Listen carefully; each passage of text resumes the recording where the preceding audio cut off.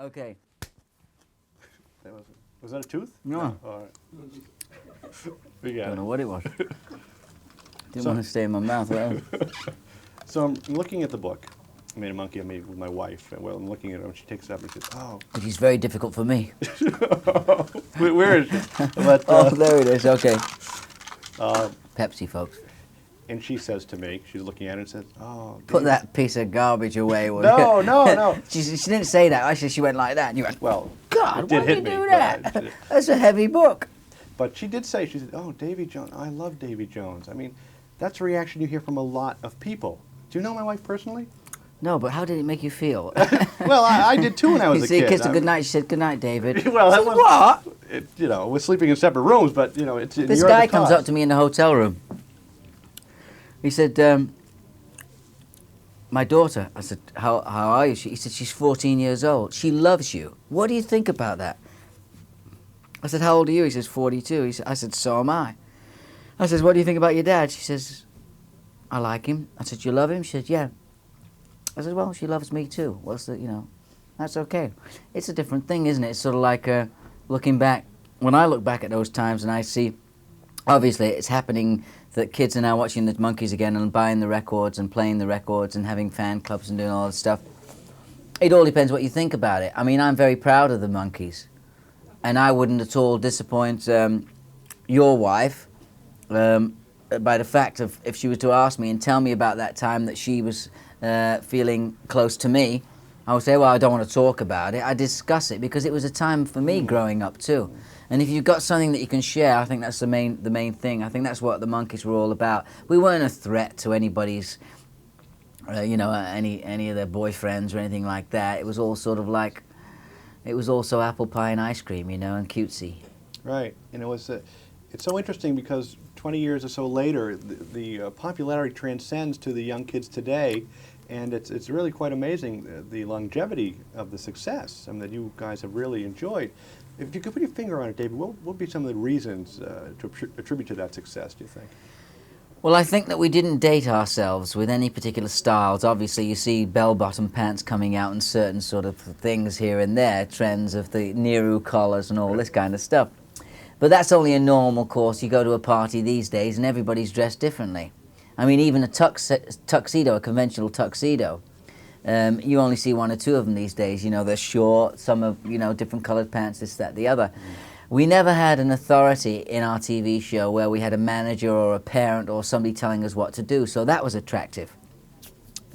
We didn't have it. We were on the beach in an old house, and so it still had the same look, and people are still decorating their houses. Not everybody, they're decorating their houses that way, which is sort of like throw together bits and pieces or anything you can find, not conventional, just make it all mix and match. We had a certain rapport. We never talked down to the kids, because we were learning also. And so therefore, because we were fresh, we weren't friends before it started. We were just four guys put together. We had to find out again about each other as well. So therefore, when we were discussing and talking, there was nothing set. There was no set return for someone to say. It wasn't as if we rehearsed for 6 months and then we did a TV show. We just did a TV show. We'd only met months before. Right.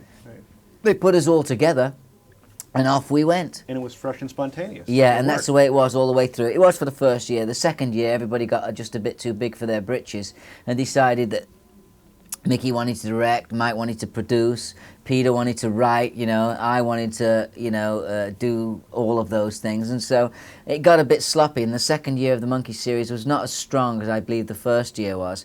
And this was the end coming faster than it should have had, because NBC, a company, if you're working for a company, they don't want to have the employees all of a sudden considering themselves for the production staff or for the as director, producer, writer.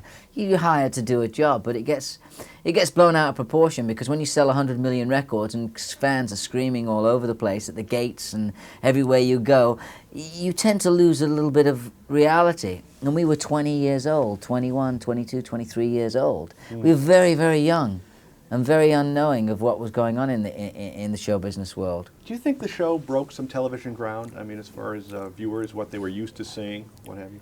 I would think it did. I think it broke ground that 4 long hairs were on the television for a start. You know, once in a while you'd see a long hair come through a movie or a play of the week or whatever it is, and he was either a beatnik or a musician or something. I think that we did break ground with introducing old techniques that had been used before. We were likened to the Beatles, Hard Day's Night. They said they took Hard Day's Night and put it on television, but the Beatles weren't actors. They're not actors. They were just guys, musicians, romping around. They were doing romps like the Monkees did monkey romps. Mm-hmm. I think we did more innovative film techniques in our movie Head. That we did a movie called Head. Bob Rafelson. Yeah, Bob Rafelson, Bert Schneider, Jack Nicholson, Peter, Mickey, Davy, and Mike. Mm-hmm. We all wrote that. We didn't get credit for it, but we did write it. Mm-hmm. Naughty men.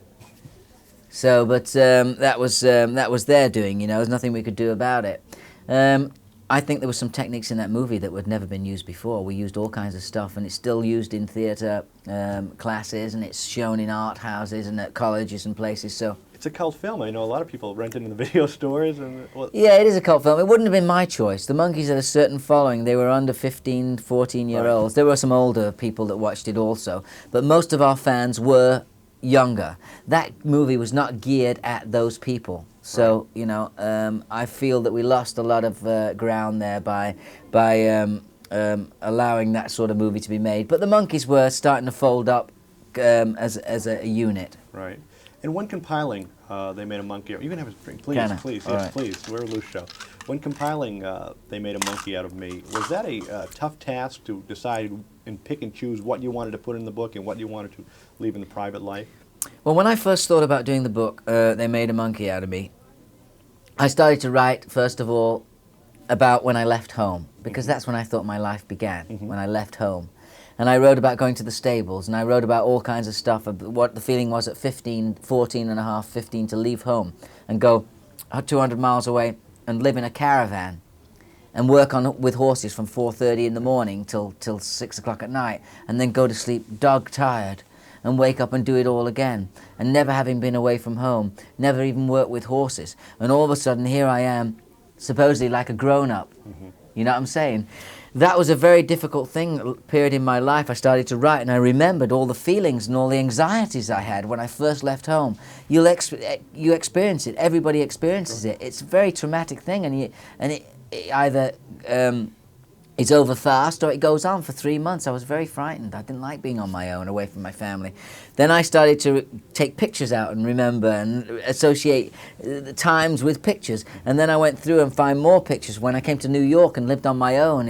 And I remembered the feeling, and I remembered looking up at these big tall buildings and walking, don't walk, walk, cross, don't walk. Right. What is all this? It's amazing that they've got lights and things flashing, and the posters, you know, where I came from in Manchester, there was absolutely no, the only posters we got was on Friday when we got the sort of the weekly pamphlet from the church, Right. where we spent all our activities. And then I thought back to, those days when we were all kids, my 3 sisters and myself, when we were all part of the Christmas nativity or the summer pantomime or a play or whatever it was, and I got the pictures out for that. And then I thought, wait a minute, my life didn't begin at 14 and a half, and I went back to the cricket and Right. playing football and running races, and even less than that. And I actually went back to times when I remember, when I look at these pictures, I couldn't believe that I was 1.5 years old, and it was only 6 months prior to that I took my first steps. Right. And then I thought back on that, and I started thinking back on that. And then I remembered all these things, you know? I mean, even as far as I said in the book, I have remembrances now of even feeding on my mother, you know? And I've been trying to renew that feeling all the way through my adult life. But anyway. not on my mother, though. But the deal But with seriously. it. Yeah, seriously, folks. And so as it went along, I took the pictures out, and I associated the pictures with the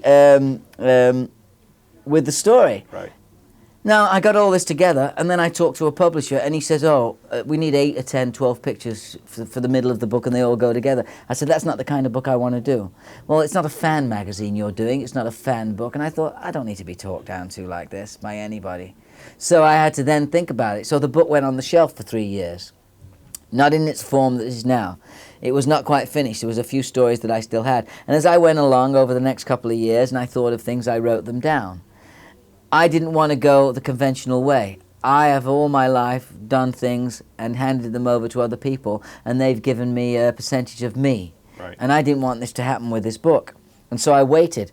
Fortunately, last year and the year before, the Monkees went out on the road, and I was able to invest the $60,000 or $70,000 it took for me to put this book together. And it does. And if you're going to think about doing home publishing, you can do it a lot cheaper than that, obviously. It's depending how you do it. I'm very proud of the book. But once you've done it, just because you've accomplished that and you've spent that money, don't think that there's a market for you unless you load up your car and go all the way to the supermarkets, to the different places, and sell 2 and 3 and 5 books. I'm fortunate. I've made a but I've made a distribution deal with Dalton Books, who have in turn sold to different chains around the country. And maybe by the end of 1988, I'll be in 1,000, 1,500 stores, which gives me, if I sold 1 book to each of those stores, you see, that would be fine. Your sales are there, your expenses are taken out. But there's all a lot more to it. You've got to go out there and promote it, and you've got to be doing stuff that's going to keep interest in Davy Jones. And this is what the book's about. That has already finished. That is sort of like an ego trip, an autobiography. But then again, why am I doing an autobiography at 42 years old? I was about 36, 37 when we first started it. Why? Well, because 37 years is a lot of life. And if I've got something to write about and there's an audience that wants to read it, well, why not? Why not? Sure. You know, I hope to do more books. And the people are there. I mean, obviously, you have many, many fans all across the world. I have other books that I'd like to put out too. I have short stories that I've written, and I've got, Ron Wood is touring with a book right now. John Lennon wrote a book of his sketches and stuff like that. And you don't have to be, I've read David Niven and Lauren Bacall and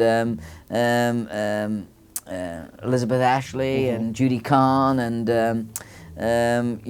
all kinds of autobiographies. And I wanted mine to be truthful, personal, something that people could identify with. I wanted to answer some of the questions that the people had gotten a bit wrong in the Monkees, right. And let them know that the show business is not all sort of a bed of roses. Right. Speaking of not a bed of roses, I just had a question for you. I don't know if it was highlighted in the book that much. You guys very popular, and the series is still running many, many parts of the world. Did you guys have a good deal? I mean, do you still see some residual money coming your way, or is it not very good? Absolutely no residuals. Wow. The Monkees show is shown all over the world, and it's shown all over America throughout the years. Right. We don't get residuals. This is a very, very big problem that I have with being able to explain to myself why I have a union, Screen Actors Guild, or AFTRA, or a union like that. They have gotten a deal with the companies where they pay first, second, third, or fourth reruns, and then they don't pay any more. But they still show the TV show. They still make money from it, the company. But not the fact that I'm not making the money, more the fact that that is taking up a spot. I'm glad the Monkees is shown, right. And I've been very lucky that it has been shown, because over the last couple of years, new fans have come in, and I've got a book out, and we've got albums out, right. and I'm touring. I'm very grateful for that. But on the other hand, selfishly, I'm grateful for it, but on the other hand, that is taking airtime where new product could be made. And these companies that are putting these shows, these old reruns, whether it be Happy Days, The Monkees, whether it be Lucy, I Love Lucy, The Return of Lucy, Lucy from the Grave, Lucy Here She Comes Again, or whatever they are, and they keep showing all these reruns, they're not making any new product. There are actors out of work. When I joined Actors Equity in 1959, there were about 75,000 members. Now there are millions of members.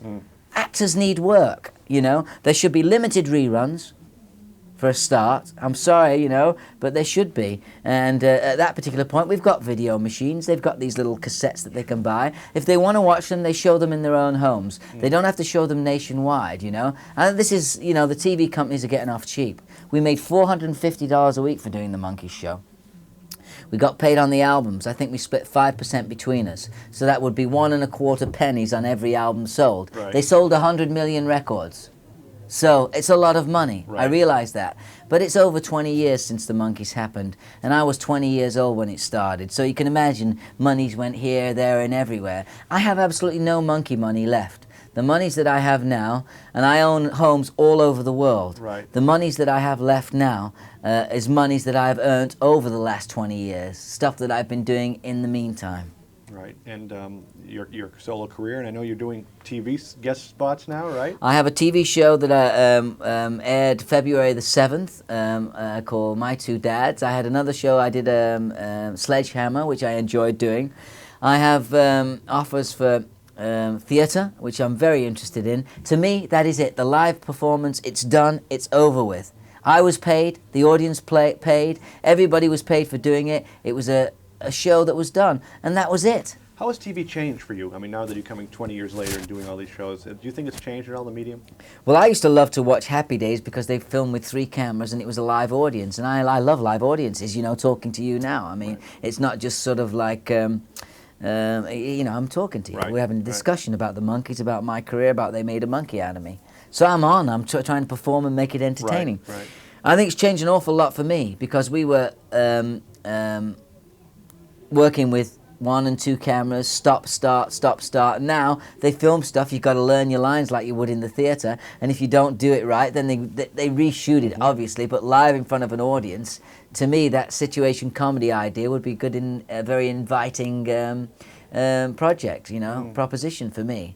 I have people who are talking to me about possible things to do in the near future. My idea would be to continue to do personal appearances as a solo entertainer and with the Monkees. My book signing is something else that I enjoy doing, getting out there and talking to the kids, getting on a piano, playing, singing, playing monkey music, playing Davy Jones' new album, working title of Squeal, it's called. And then I have tours that I have set up, personal tours on my own, going to Australia, going to Japan, touring in England. I would like very much in the next years to be known as what I feel I am, and that is a working actor. And I have no intention of sitting back and resting on my laurels or whatever else I'm resting on. But I would certainly love to be more active than I have been over the last couple of years in America. My career has taken me on trips to Japan, Australia. I perform on the QE2, right, you know, with a tuxedo and bow tie, and sing all the songs from the shows I've been in and Monkey Tunes. So I think I have a very, very open sort of mind about where my life was going to take me. I think show business was the right choice for me. I have ambitions in the racing world also. I know that. You were very interested in riding and steeplechasing? Yeah, I love to ride. I have horses.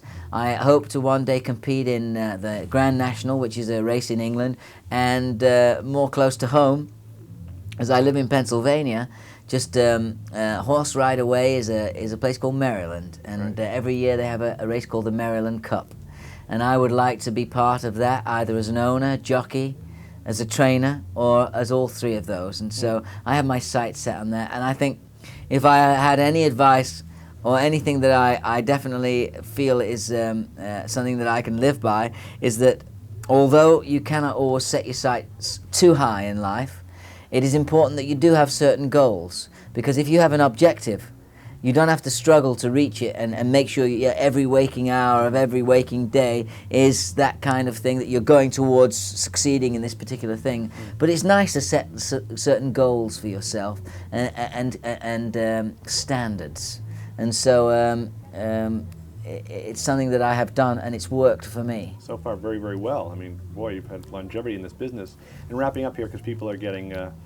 rowdy out there. And we're running out of tape. Are we? One last question? 1 minute? Okay. All right. Then I'll just... All right. Quickly.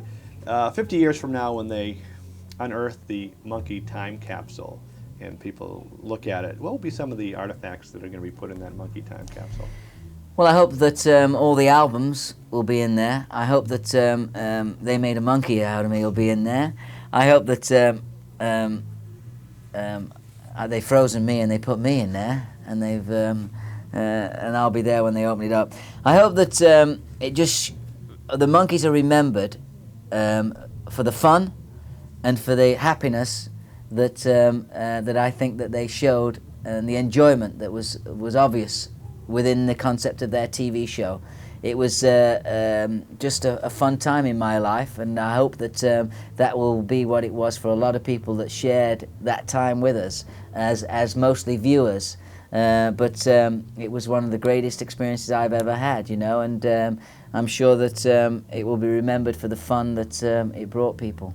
Yeah, well, it certainly brought me and my wife and a lot of other people my age and many ages. It transcended a lot of fun. And thanks for coming on. We appreciate it. Thank Pleasure. you very much. All Thank right. you. Very good. And just as you armchair quarterbacks have a choice of sporting events, Pizza and Brew gives you That more is than the just widest, perfect pizza. widest At Pizza and Brew, front. you can set your taste channels to... Okay, Davy, when this is over, we'll be on. Okay. All right.